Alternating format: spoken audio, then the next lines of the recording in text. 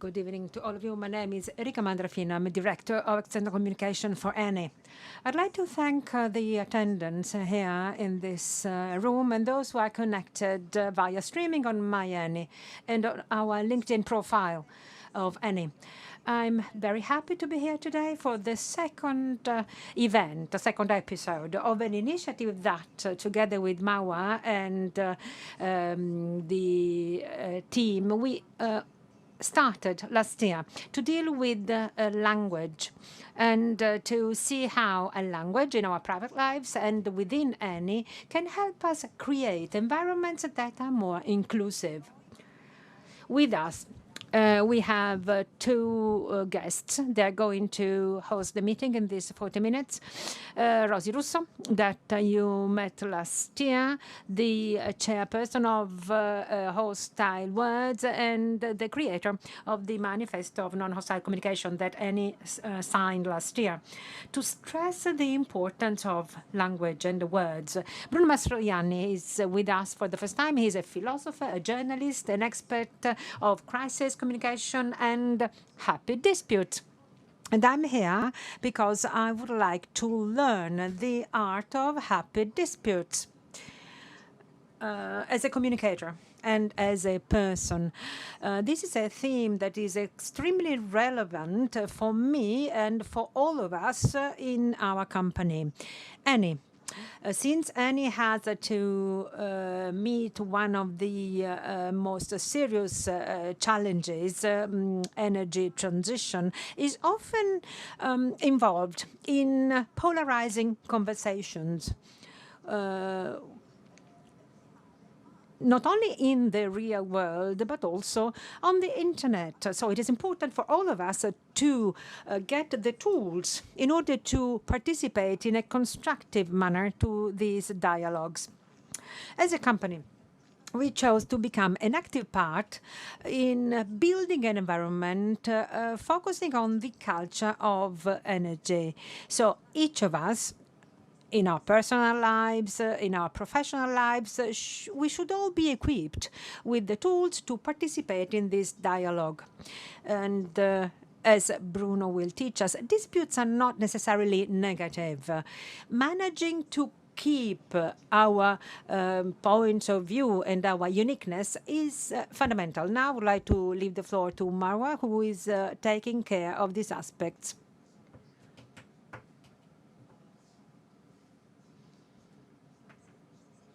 Can you hear me? Thank you, Erika, and thank you to all of those who are with us here today in this conference room. And also thank you to those who are connected. This event is especially important to me because it is part of a journey that was built and shared with Erika's direction and department, but also because it is a topic that responds to one of your needs very often. In occasions of listening groups, the factor of words and language was stressed as a factor of rejection and misunderstanding. So there was a request to focus our attention on a more conscious use of words. So these events would like to provide concrete elements to do this. We are all unique.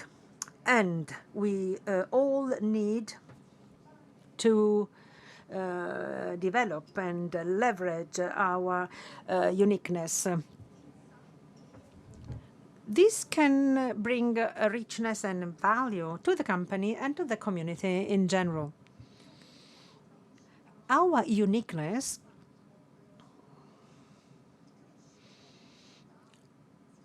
grows. And it develops through meetings, but also disagreements sometimes. And this has always been an added value to our growth. Now I would like to leave the floor to Rosy and Bruno. They are going to help us in our meeting today and to discuss with us. Let us have a seat. So good evening to you all, and thank you for your invitation. Personally, it's a comeback, and I'm very happy to be back. I will take care of the slides. As you may remember, we started from our manifesto, and you knew our manifesto. You learned what it is. This is the next step. Words that connect you with other people. With Bruno, this opportunity will be very nice. We have known each other for a long time, so there is a mutual appreciation, and we have a common vision. Before other people, he was able to grasp, to capture the theme of the fatigue and hostility that must be overcome. So he struggled to find a way, but he managed to find a way to overcome all of this. And we are here today very relaxed because we will leave this room with solutions in our pockets, and our life will change in a few hours. So Bruno, just to be a bit provocative, some insults. We are surrounded by hatred, fatigue, hostile words, a bit everywhere. So where does this come from? It looks like a $1 million question. Is this connected to the COVID pandemic, or is it linked to our character or temperament?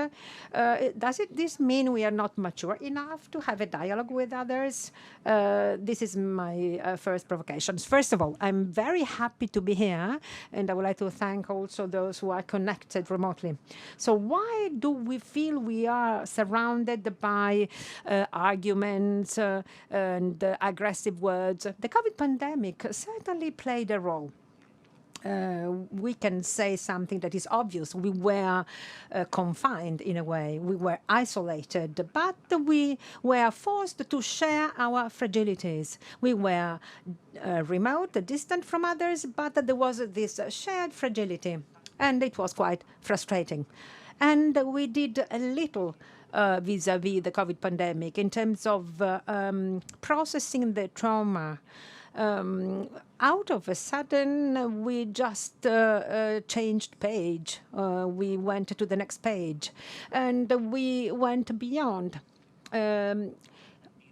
Only in a few communities did some people retrace the journey and the traumas they experienced.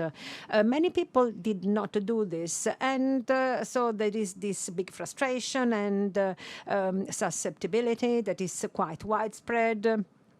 And certainly the public debate has a responsibility. The way the public debate happens, when we turn on a TV set or we read the media, we realize that very often there are conflicts, clashes. We have the feeling that faced with any topic, the only way to deal with that topic is a polarization. There are two positions that cannot be reconciled. They are one the opposite of the other. So each individual remains in his or her position. This, I mean, as a humans, we are influenced by the climate, the atmosphere in which we are. So we are immersed in water, so to say, water that is that has the characteristics of arguments and quarrels. So now we should talk about social media and the digital. And there we know that polarization is always there. The digital world that is changing our lives, not to mention artificial intelligence, but if we talk about social media, we are aware they are not just tools.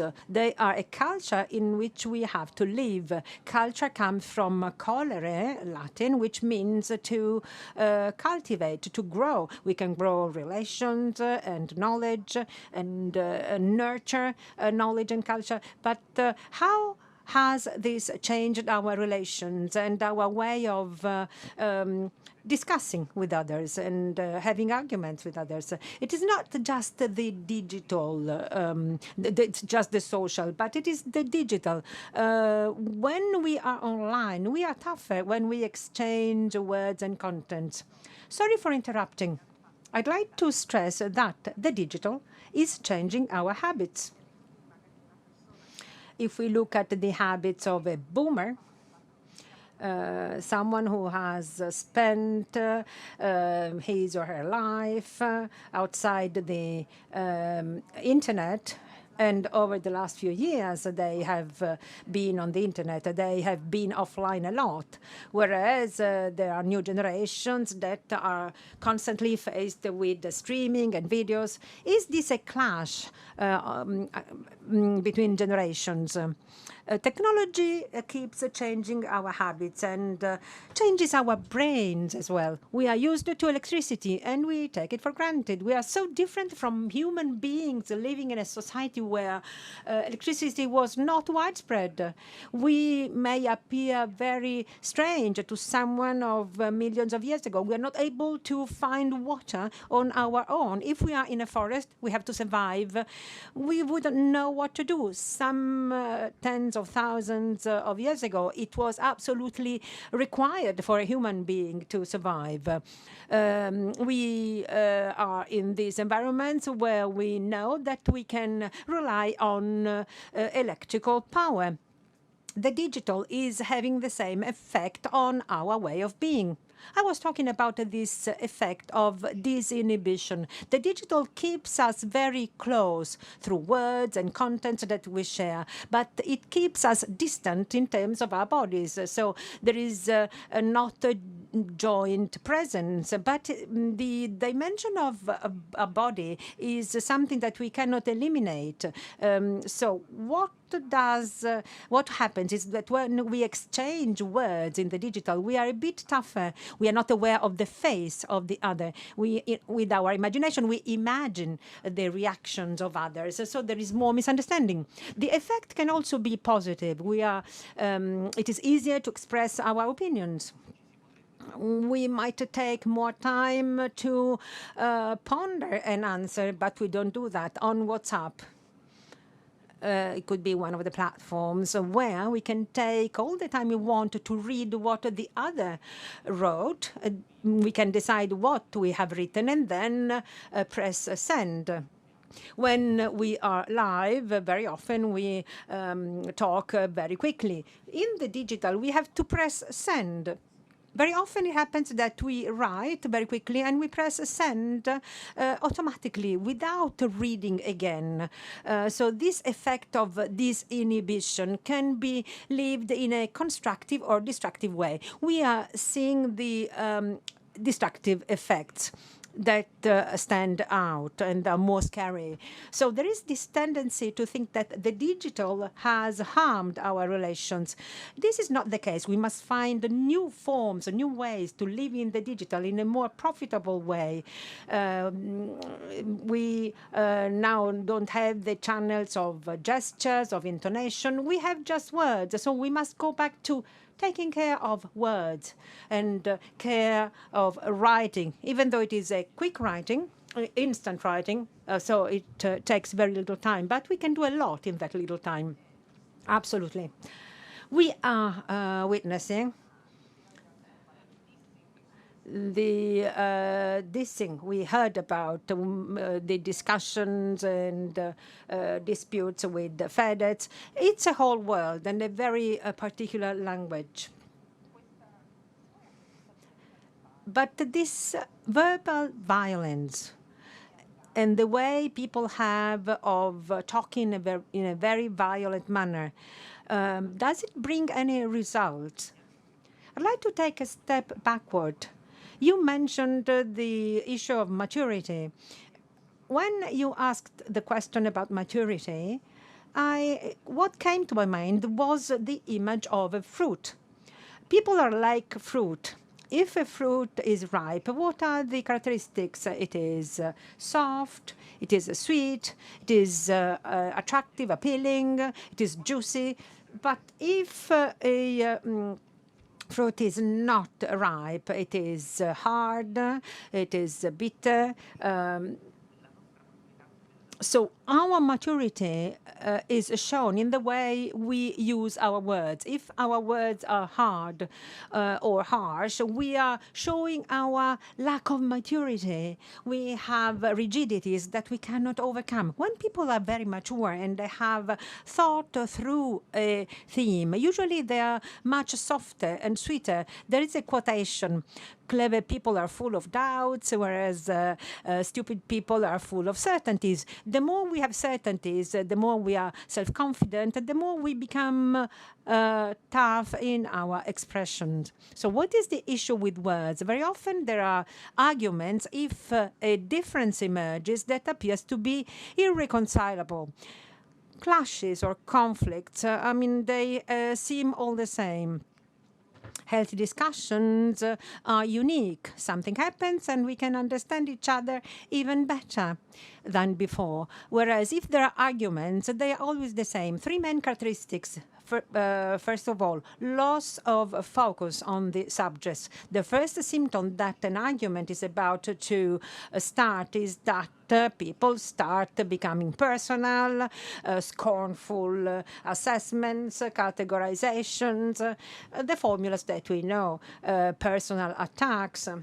These are the modalities. So the loss of the subject. So the subject was not so important. We see this also in public debate. People start discussing a very serious subject and they then end up insulting each other. And then what we call negative transparency. When we argue, there are characteristics, the worst characteristics of ourselves that emerge. In Rome, we say that you know someone only when you see that person drive in traffic. Patience, calm. This happens in quarrels. When we get carried away in arguments, we show parts of us that usually we keep confined in ourselves. And this feeds arguments. My attitude vis-a-vis the other also feeds the discussion. Third point is the show of effect. When two people are fighting, this attracts our attention. Aristotle would have called it a show that is despicable. Rather than doing something good, maybe I came to know something more, actually I just take sides with one or the other. Or maybe I do not take sides with them, but I get detached and I feel superior, which is even worse. Polarization I usually liked because it's one side against the other, and one side feels better and superior to the other. But having feelings of superiority vis-a-vis others is not so good for human beings. Not because we must just be very good people. There's a technical aspect. The effect is a loss of confidence, a loss of trust. When we participate in arguments or are surrounded by arguments, we erode the trust we have in three things. First of all, the subjects. Very often we say that it is useless to discuss a certain subjects. And then the discussion itself. It seems that it is too difficult to discuss with people. And with certain people, it is impossible to speak. And the third, loss of trust. It's a loss of trust vis-a-vis others. So it is impossible to discuss certain subjects with certain people. So this expresses a type of mistrust that is not good at all. We have a need to discuss.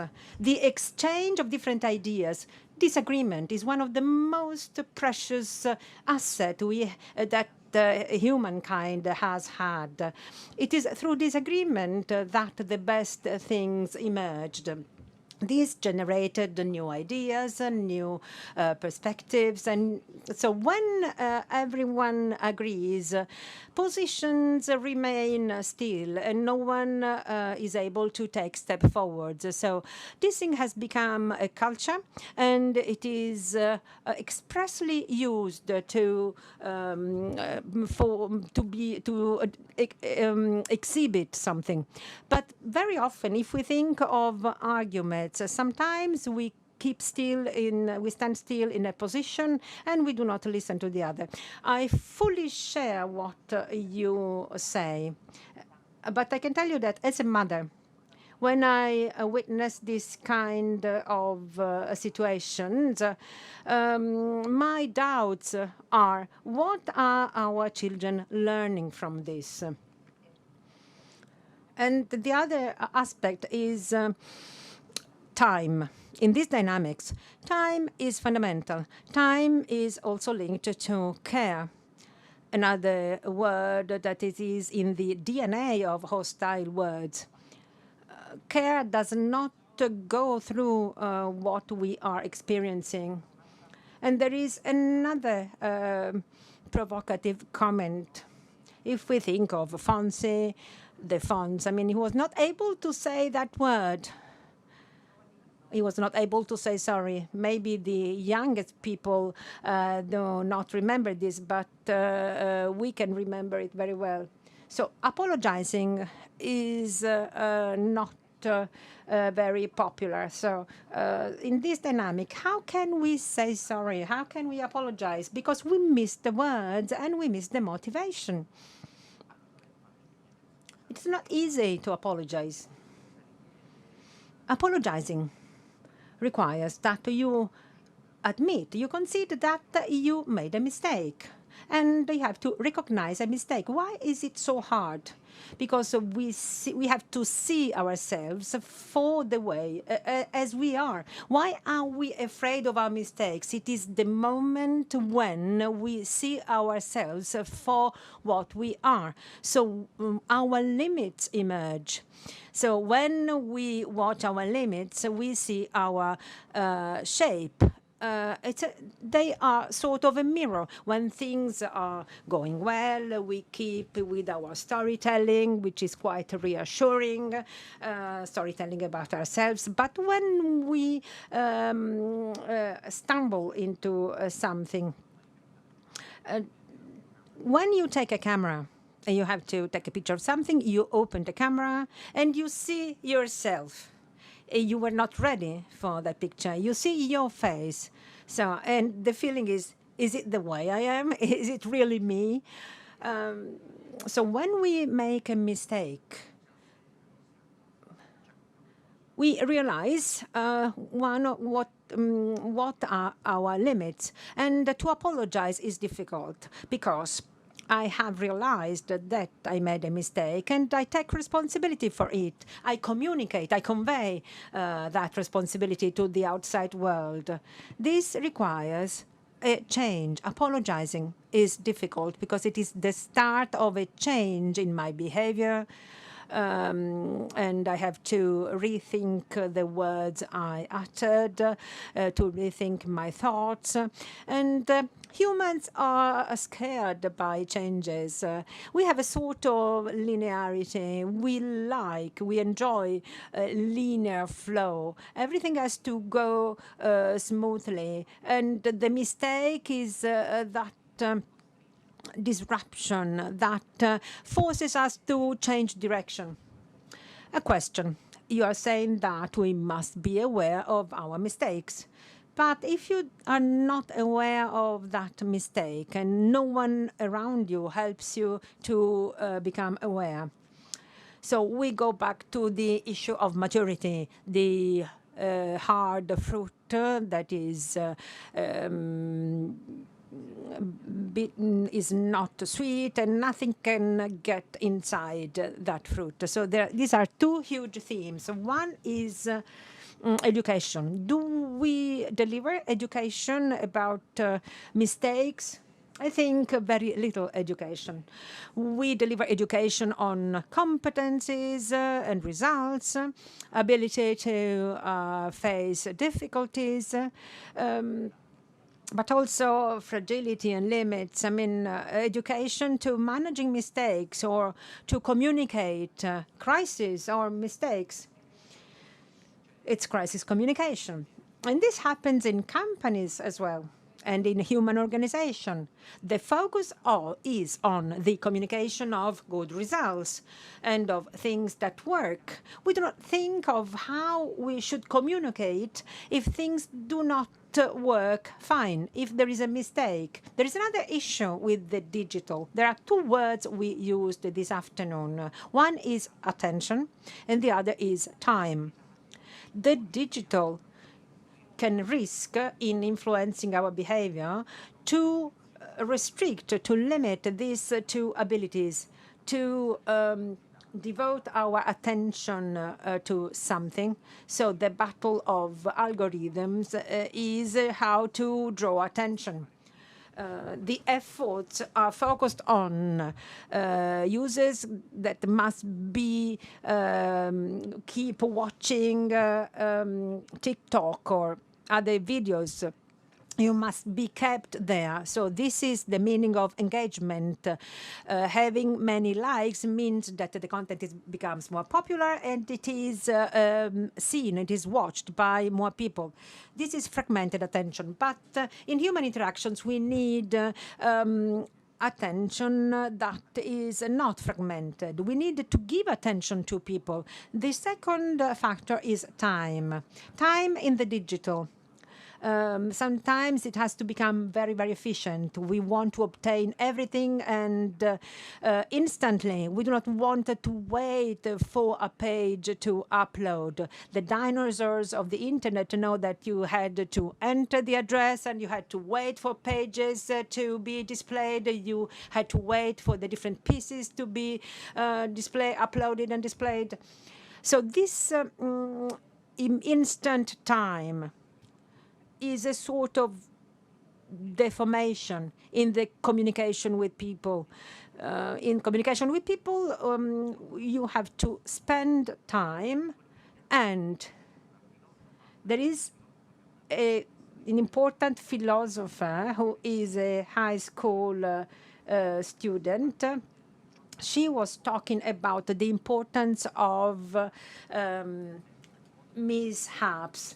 We are in a way, we are immersed in a way of living where we have so many things to do. We are overloaded with things to do. And we have this need to control a time that should be continuous and there should be no interruptions. This girl, who is a philosopher, in my opinion, when people ask their questions, these are sort of mishaps because they break our flow and they bring into the time we were trying to organize and to manage in the best possible way something that we did not expect. An argument is something that we did not expect. It's an unexpected event. So spending words to articulate your disagreement is something that we didn't expect. This can give more meaning to relations. This is quite important.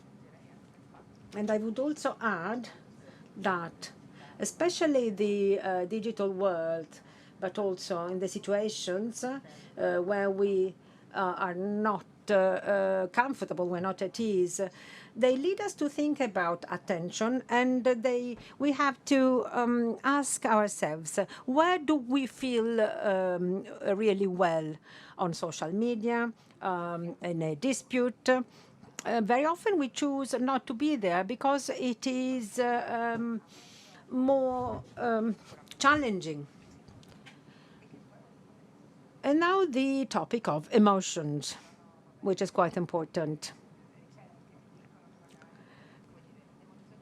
We read in surveys that the emotions, the feelings that are more often felt over the last few months. There are people who feel disgust, fear, sadness. So we go back to what we mentioned in the beginning. Then there is the map of rage, of joy in the world. I mean, all the feelings are being monitored. So in this context, discussing, disputing, having a dialogue, sharing our different opinions. Is it something which comes from our heads, from our gut, or from our heart? From the three directions. But very often we exchange a discussion, we mistake a discussion for an exchange of ideas. Actually, it is an exchange of feelings. There are two modes in which we can enter a discussion. We have King Midas. Everything he touched was turned into gold. So very often when we interact with others, our attitude is that of that king. These are my words. What is touched by my words, by my reasoning, is gold. And you should recognize how precious it is. And as soon as someone recognizes the value of those ideas, if someone does not recognize the value of the ideas, they compare themselves to King Midas and they become defensive. So King Midas is part of some emotions that we instinctively have. We have to defend ourselves, absolute defense of ourselves. Emotions are stronger.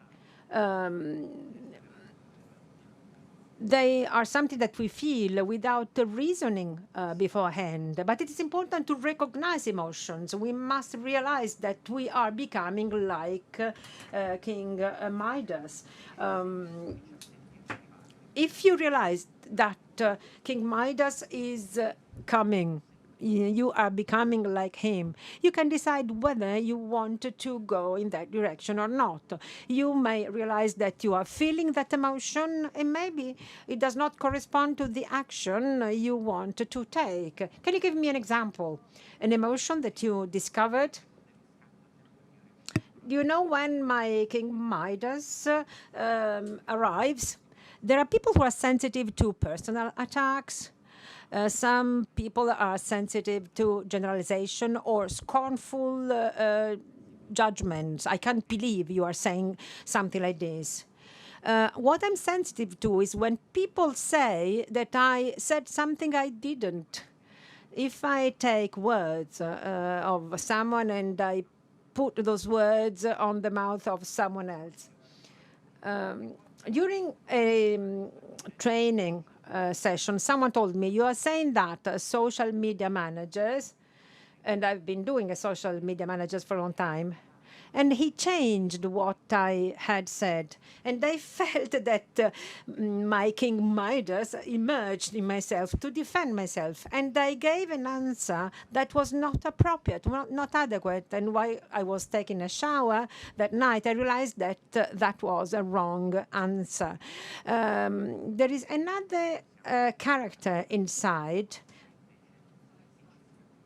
the gold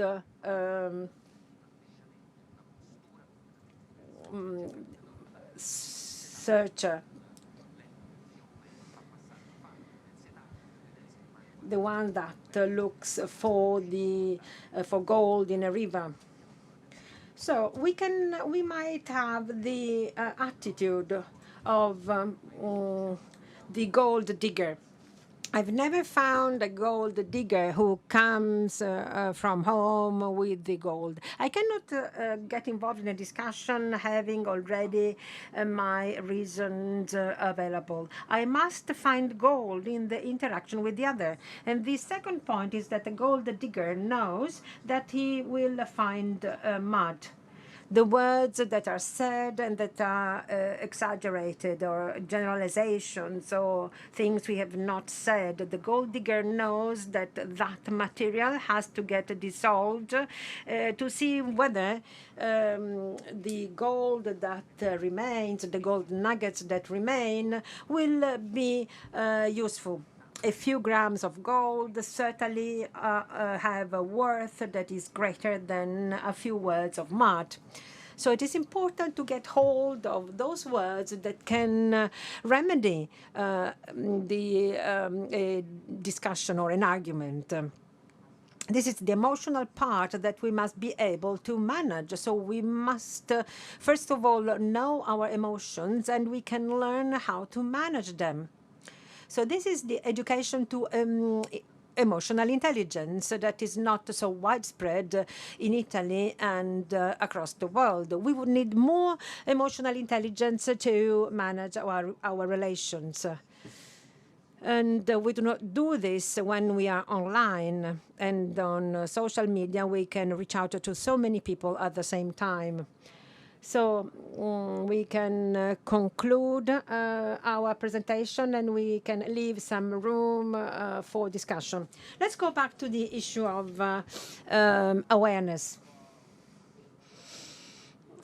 Which is a thread connecting the most frequent words. There is a functional illiteracy that will impact also emotional intelligence. I love the idea of the gold digger because today we're talking about words that connect you with other people. Words are not just words. They bring with them the history of each of us. Emotional intelligence means I have the ability, when I talk with you, if I say a word, this word may elicit something more. So we must be careful. It is quite challenging and tiring. We should be very sensitive. So we should have that care. We should have time. So I'm a bit worried by all of this. But Bruno, you are saying that we can make it. In order to conclude our happy discussion, it means that we should not be afraid of getting out of ourselves and mirror ourselves in the words of the other. So first of all, we should empathize. We should put ourselves in the shoes of the other. But there is another ability. I mean, empathy is something that everybody knows, but we also need exopathy. What is exopathy? Being able to see the other in the different. Not so much in putting myself in their shoes, but seeing themselves, seeing the others in themselves, in their differences. The parts that are more annoying in their words are the parts that we must listen to more carefully, because they are telling us something about the other person, which is quite meaningful. If we see the other in their difference, the others in their difference, we will have more care in answering them. When someone says something we do not share, we should show through our words that we have understood why we do not share the opinion of the other person. So the other person will feel that is being listened. And that there are 5 virtues that I wish to mention very quickly. They're easy to remember, the fingers of the hand. Humbleness. We should not exaggerate our competencies. I should just rely on what I know, and I should recognize what I do not know and what I should think about. And then there is another virtue, the relation with others. We should always think of the face of the other. When someone is not there in person, it is quite difficult. We do not really feel we have another person in front of us. Then there is another virtue that tells us not to use aggressive words. This is the manifesto of non-hostile words. Because if you become aggressive, other people stop listening. also through microaggressions. And then we have a dedication to a topic, trying to focus on what I wish to say, and asking the other person to say what the person has to say about that subject. It is important, I think, what follows for these reasons. And then the most important aspect, what we use for like and dislikes, it's a self-irony, irony of ourselves. We need to laugh at ourselves, and we need to be able to look at ourselves from the outside. While I argue, I have the ability to look at myself with the humor, with irony, so we can get out of that context, and we are no longer focused on attacking the other. So what is our face? What role are we playing in this discussion? So we can moderate our words in that answer or in that discussion, especially if we are in public. So looking at ourselves from the outside is not with a generic point of view. We should adopt the point of view of other people who are involved in that discussion. How are we seen from their world? First of all, a round of applause to Bruno, and also a hand to Rosy. There may be questions. We started a bit late. I'm a bit selfish, and I want to ask a question myself. So the question I would like to ask is the following. When King Midas is about to emerge, that character we have in ourselves, if we are faced with someone, this happens on the internet more, someone who is not a gold digger, what will you do? Will you withdraw? Or this is a concrete example on certain subjects concerning us as a company. During an interview, this happened to me. Should we answer? Maybe you have all the right arguments, but the person on the other side, the person is there because maybe they want visibility. But what is the wisest thing to do? How many hours do I have to answer?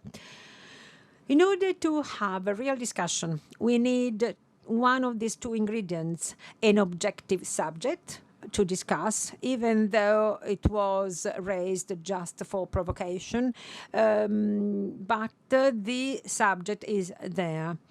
So it is important to respond in objective terms. Or the purpose should be to make a contribution or to cooperate. If the two ingredients are missing, if there is no objective subject, if there is no purpose of contributing, but just the purpose of opposing each other, that is the signal that the discussion should be stopped.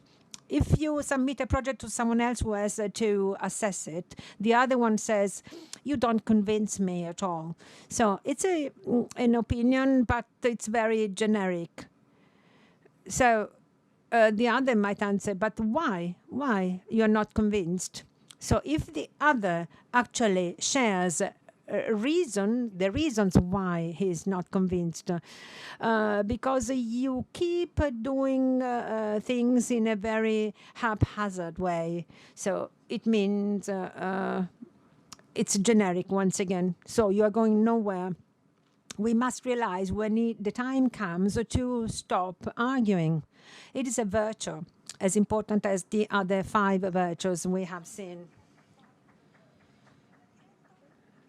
I wish to thank all those who have been following us. If you have any questions, you can ask your questions via streaming, and we will wait for your questions and you will get your answers.